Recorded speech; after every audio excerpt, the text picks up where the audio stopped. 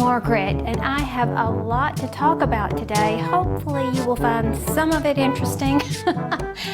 At least that's the point of making these videos, isn't it? So we can talk about things. I got a shipment from Amazon the other day of a selection of organic decaf coffee. I'll show you a picture of the one I'm about to taste right now, and I'll tell you if I like it.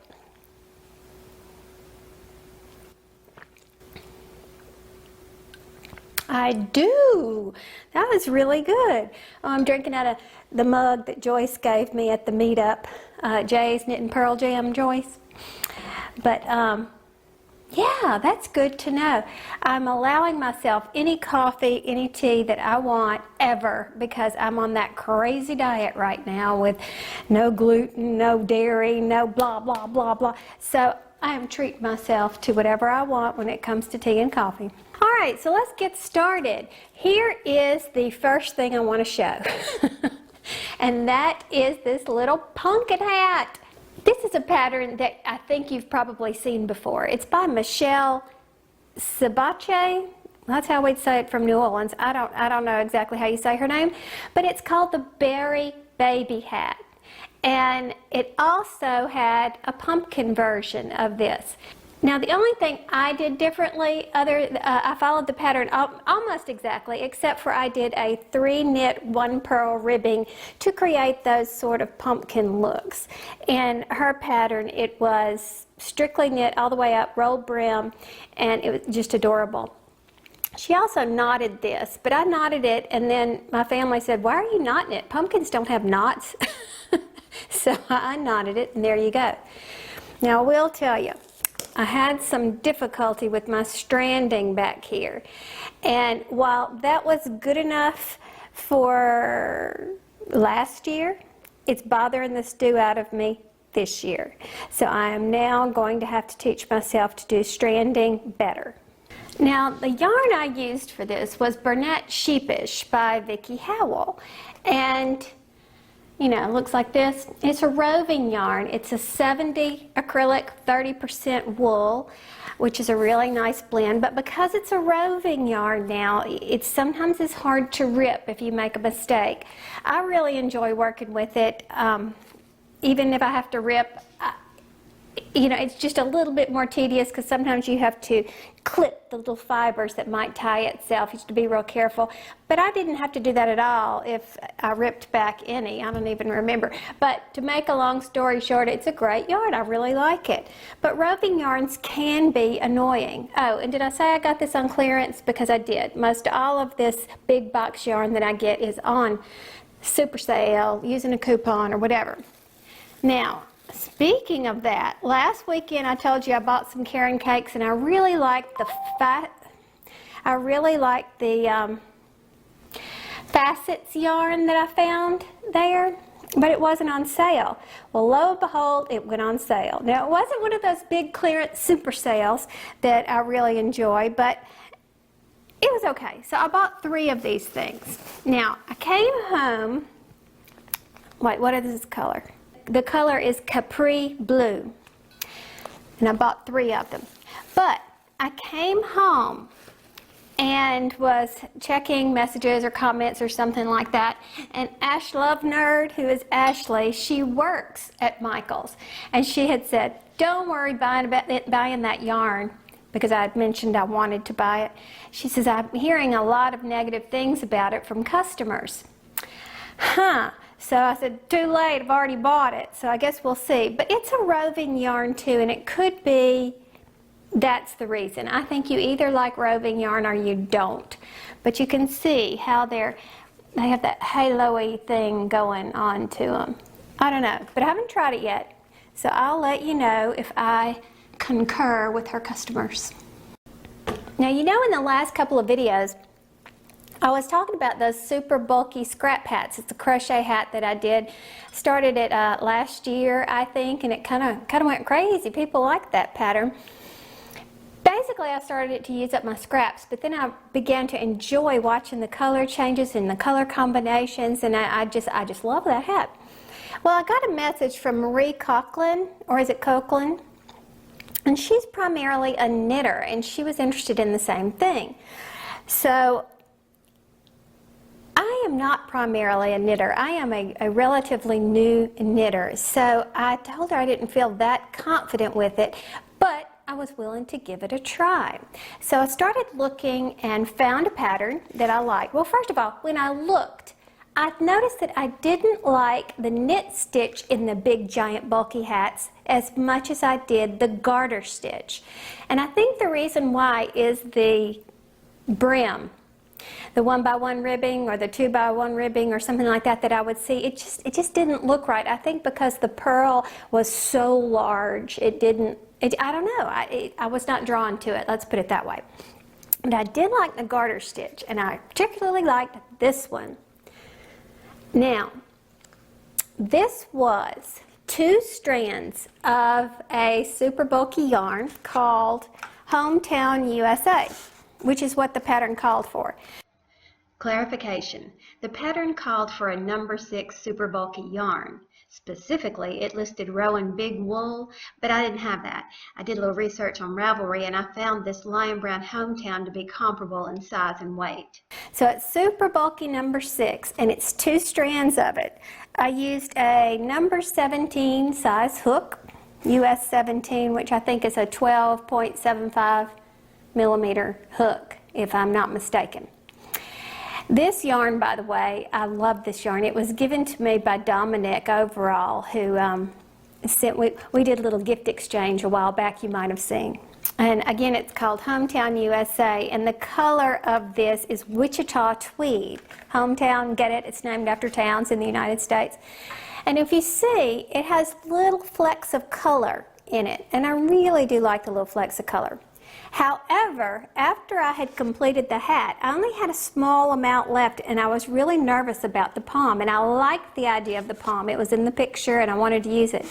So what I did was I went looking in my scraps, and I found these scraps, which were versions of the little specks of color that were in the yarn, and I mixed it in here. So that's why you see a little bit more color in the palm. But I really did like this hat. However, I have to say I did not enjoy working with this, with the big needles. Knitting was okay, but purling was difficult. I took some videos so you can kind of see how slowly I had to go to do this. So it really wasn't a huge time saver for me. So those of you who are better skilled and a little bit more dexterous, I suppose, may not have any problem with that at all. I was working circularly, so I would have to knit one row and purl another row. So Jan Carruthers had said she bought a pattern that worked flat in a super bulky like that, and so I thought, well, let me see if I can find that. And I did. I found a free one, looked at it, and it was pretty much the exact same thing as this, except for you worked it flat and you seamed it. So I cast on the same number of stitches, which was something like 36, I think. And I came out with this one. Now, I talked about this yarn not too long ago. This is that Red Heart Tweed. I can't remember the exact colorway of this. I used a maroon version not too long ago. I used 2 strands of it, and I used 2 strands of a brown that went with it. So this is 4 strands of worsted weight yarn. And worked it flat. So that means I just knitted one way, turned it over, knitted the other way, and then seamed the back. And did I like it? Would I do it again? Yeah, I may. But I tell you a problem that you have, and that is I twist the yarn apparently when I knit. The way it wraps over, I wrap it over my left hand and then over the needle. And it would twist the 4 strands of yarn mercilessly. And you know, when you go to pull out your next, it was very difficult to work with. And you do have to kind of straighten it out a little bit when you crochet, but it was very hard when I was knitting. So I think I could alleviate that problem if you were to cake up your yarn, all 4 of them, all 4 strands together before you begin. It might help. I don't know, but then is it really, I don't know, that just seemed like a kind of pain in the neck to me. But there you go. So Marie, if you want to do it, go for it. I'm not sure it's my favorite activity, but I have to say I really do like this hat.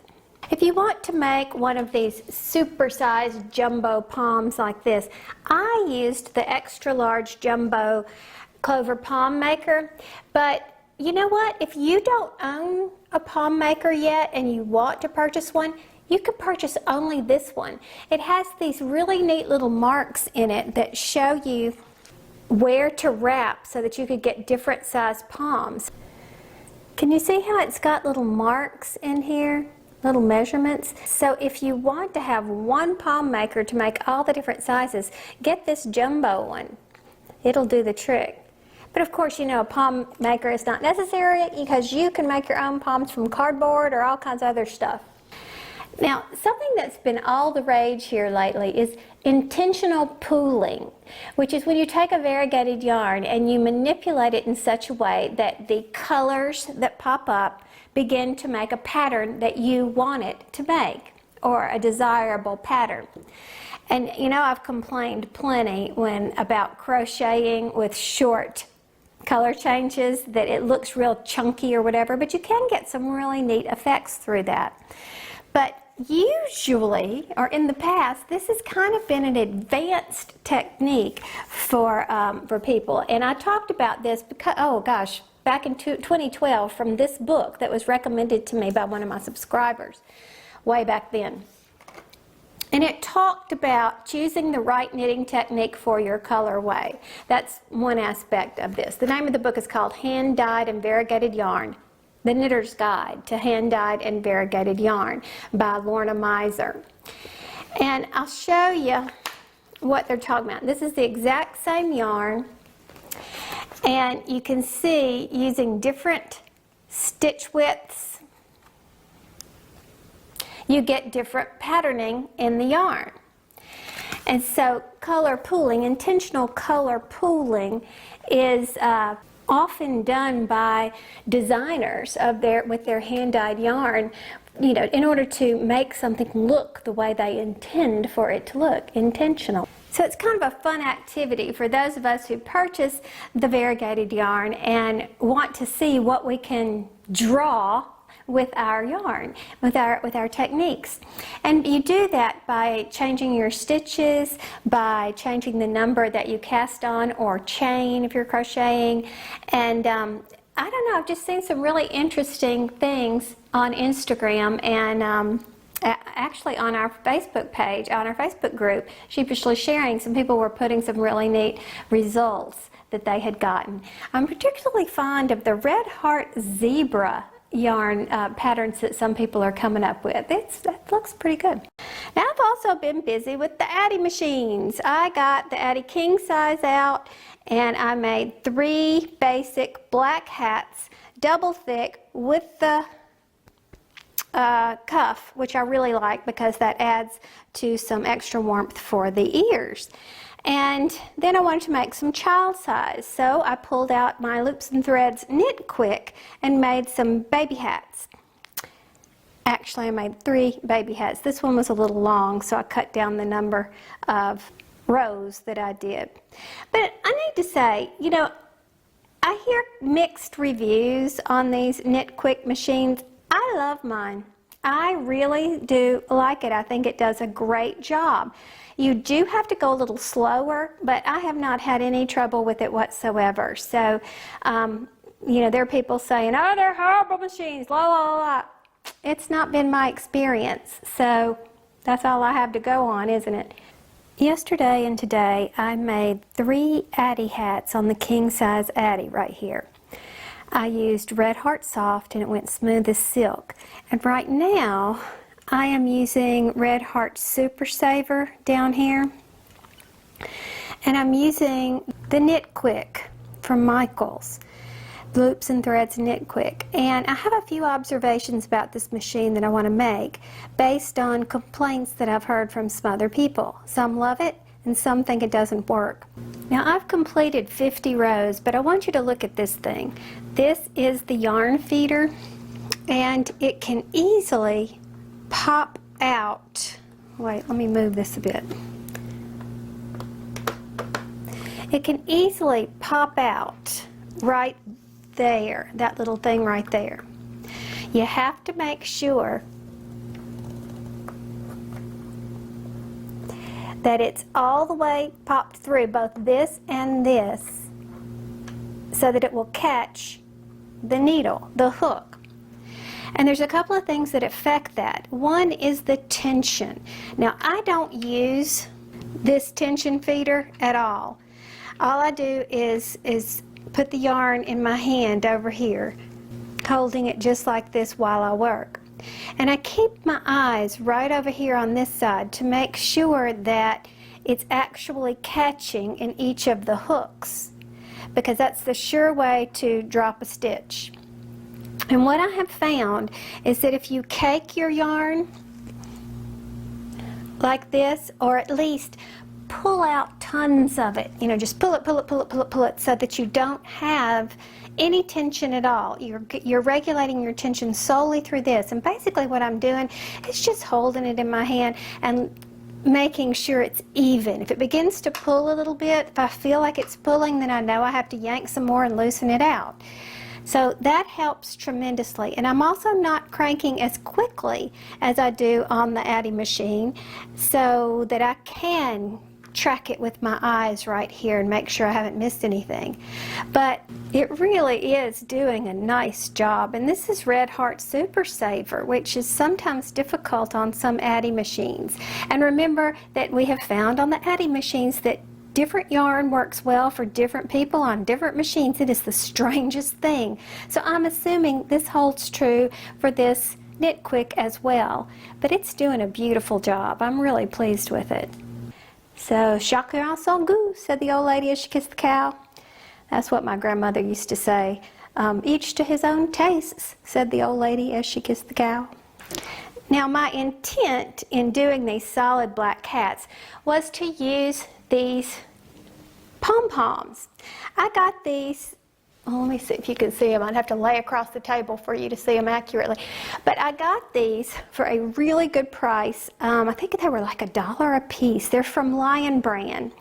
And I can't remember when it was. It was over a year ago, and I was thinking about including them in a giveaway when I bought them, which I did, or have several times, because I bought a lot of them. But yet, I haven't put any on any hats yet. So I have all these colors. I don't know if you can see them, but anyway, I thought we could try on some poms for size. Let's see what they look like. Okay, there's white. We can't go wrong with white. That's a good basic match. Then we have this hot pink, which is showing up much lighter on my little screen. I'll see if I can mess with the colors, I don't know. And here's a nice orange, and of course my first thought is Halloween. And again, the color is much richer. It's like that. That's the color. And then, well, let me show you hot pink. Yeah, there it is. And then we could try a blue, a royal blue, which is pretty rich, and yeah, that's pretty true. And this is a purple, or probably more of a lavender. It's that color. And then brown, which I think black and brown would be a little bit too sophisticated for a baby, but who am I to say? Now let's talk carrot cakes for a minute. I have yet to use the carrot cakes that I bought, but I can't stop squishing them. They just feel so good and squishy. We've had quite the discussion on the Facebook group about carrot cakes and how different options are coming about. For example, Premier Yarns has come out with this sweet rolls, and Roberta posted recently a DIY version that was, it's actually done by Marley Bird, but she's a spokesperson for Red Heart Yarn.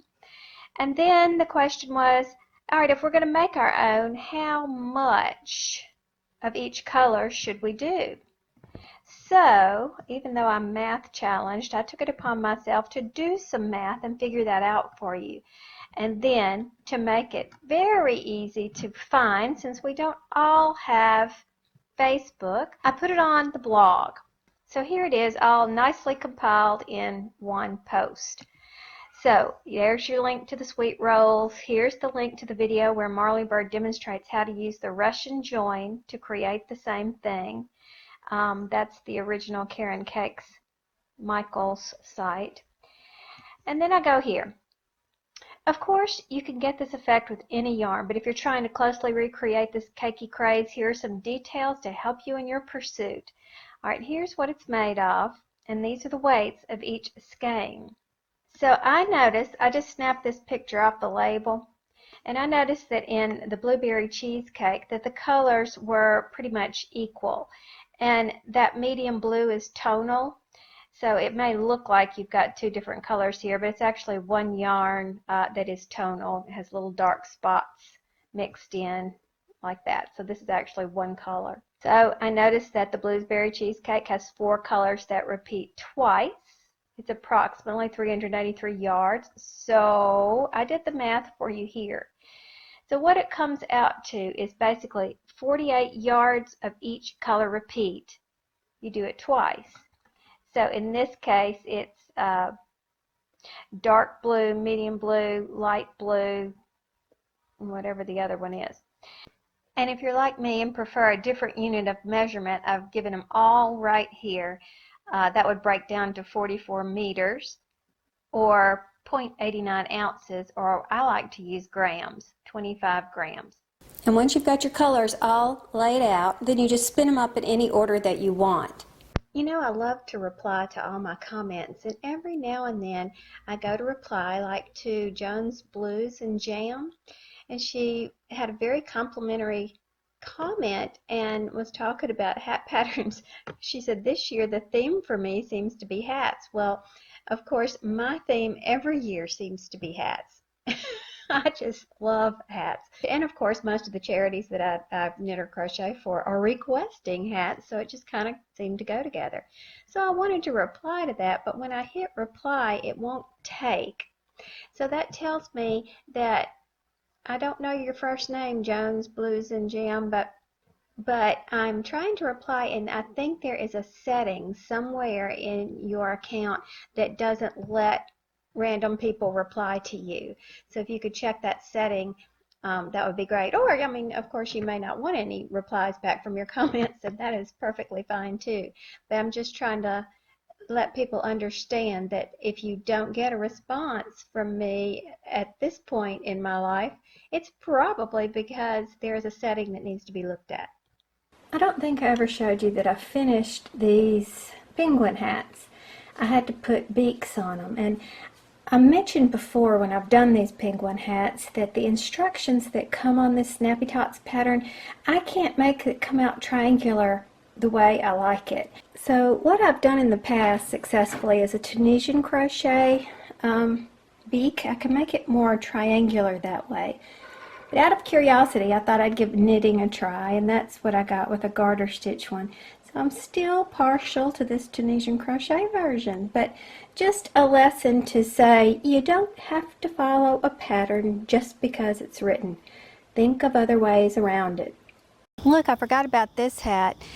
This is just that basic charity hat pattern that I have on my blog where I cheat and gather the top. I only do like 3 rows of quick decreases because I always like to put a palm on it, and I was wondering if maybe that palm would work. I guess it would. I don't know. We'll see. Now, let's say I wanted to sell this hat. Putting it on the head and putting it in a wonderful background and stuff like that is going to make you want to buy this hat more so than if I just take a picture of the hat laying down flat like this, you know, like I put it on the floor and stand over it and take a picture. It just doesn't look as good. Now sometimes you might think you're being artistic and you're going to have a tousled look, you know, like you carelessly threw something down. Okay, that may work for certain things, a jean jacket at the Gap, for example, but I'm very surprised at Yarnspirations and an email that I recently got for their, I think it was their newsletter. Let me look for it. Yeah, it was an email from Yarnspirations, and it had a lookbook. It said view patterns, so I clicked on that, and so it had some good patterns, and I think these pictures are staged well. I like that. I like this. But what the heck is this? This looks very much like the hat that I just showed you, a garter stitch hat. but it looks so messy to me in this picture. It looks as though it wasn't knitted very well, but you know that it was. My goodness gracious. And look, there's a very nice version of those palms I was showing you earlier. This is a lot better than the ones that I have. But I just think that they could have done a better job displaying that. Now look at it on this girl. Doesn't it look better? It's much neater and everything. So that to me, I was very disappointed in that picture, and I would have dropped it and not thought anything about it until I looked at some of these others. For example, this. First of all, leggings are not pants. She needs to have something that covers that. Leggings are something more akin to tights, and therefore your boo-honkus and private parts need to be covered. And that is just a fashion faux pas, unless you're working out and you have a really tight bum. But this sweater does not even go with this outfit. Cute sweater though, but just a really bad picture. I love that. I love that.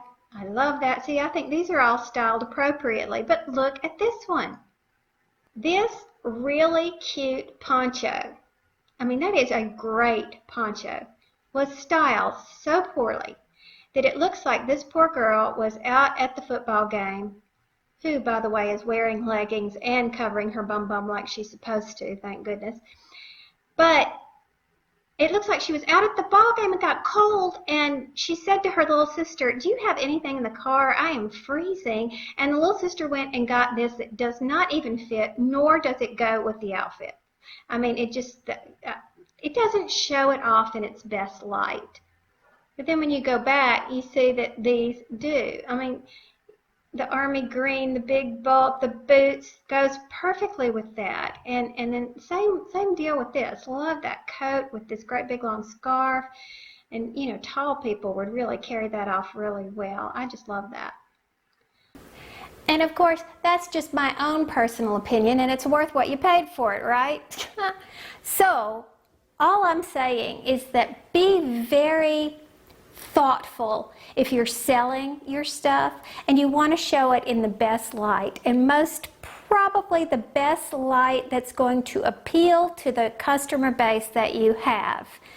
And I'm not thinking that those faux pas that I just showed are actually going to appeal to the people in the demographic that they're trying to serve. That's just me.